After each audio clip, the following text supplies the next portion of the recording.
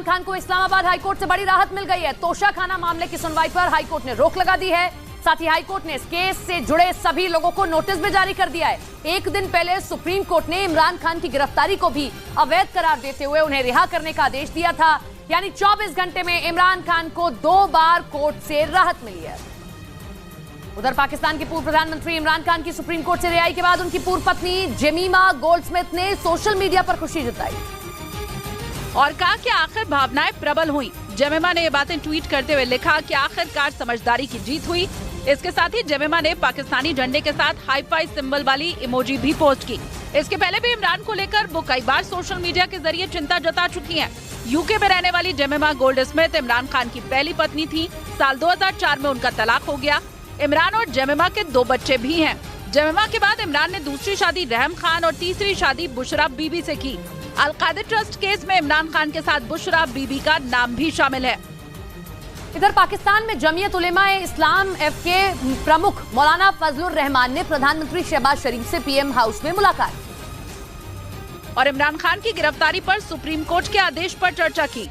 सूत्रों के मुताबिक मौलाना ने पीएम से पीटीआई कार्यकर्ताओं के हंगामा करने और सरकारी संपत्ति को नुकसान पहुंचाने की हरकतों पर कड़ी निंदा जाहिर की। मौलाना फजलुर रहमान वही शख्स हैं जिन्होंने इमरान सरकार को सत्ता से उखाड़ फेंकने में सबसे अहम भूमिका निभाई थी और सभी विपक्षी दलों को पीडीएम यानी पाकिस्तान डेमोक्रेटिक मूवमेंट नाम के गठबंधन मंच पर लाकर इमरान सरकार के खिलाफ पूरे देश में माहौल बनाने का काम किया था। इस बीच बड़ी खबर आ रही है पाकिस्तान से, जहां पर हिंसा में करीब 50 लोगों की मौत हो चुकी है। करीब 100 लोग हिंसा में घायल हुए हैं और 1000 से ज्यादा उपद्रवियों को गिरफ्तार किया जा चुका है। वहीं पाकिस्तान के सभी प्रांतों में सेना को उतार दिया गया। सबसे ज्यादा गिरफ्तारी लाहौर इस्लामाबाद से हुई है। जानकारी मिली है कि सबसे ज्यादा लोग लाहौर और इस्लामाबाद से गिरफ्तार किए गए। सेना की सख्ती के बाद भी प्रदर्शनकारी टस से मस होते नहीं दिख रहे हैं और दंगाइयों के तेवर देखकर लगता है कि अभी हिंसा और भड़केगी, जिसमें पाकिस्तान की रही सही उम्मीद जलकर स्वाहा हो जाएगी। क्योंकि इमरान समर्थकों के गुस्से की आग की वजह से लोगों की जान गई, लोग घायल हुए, बड़े बड़े शहरों की शक्ल बदसूरत हो गई और शहबाज शरीफ और आसिम मुनीर तमाशा देखते रहे।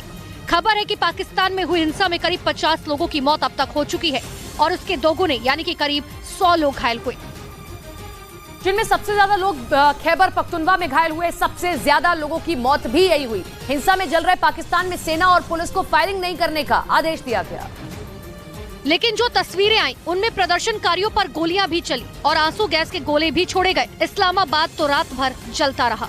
शेलिंग हो रही है, बहुत ज्यादा हो रही है, फायरिंग की आवाजें आ रही हैं, गोलियां चलाई जा रही हैं। खबर है पाकिस्तान में भड़के हिंसा में मारे गए 50 लोगों में से 20 की मौत खैबर पख्तूनख्वा में हुई। इसके अलावा 14 की पेशावर, 2 की फैसलाबाद, 3 की क्वेटा और 2 की लाहौर में मौत हुई।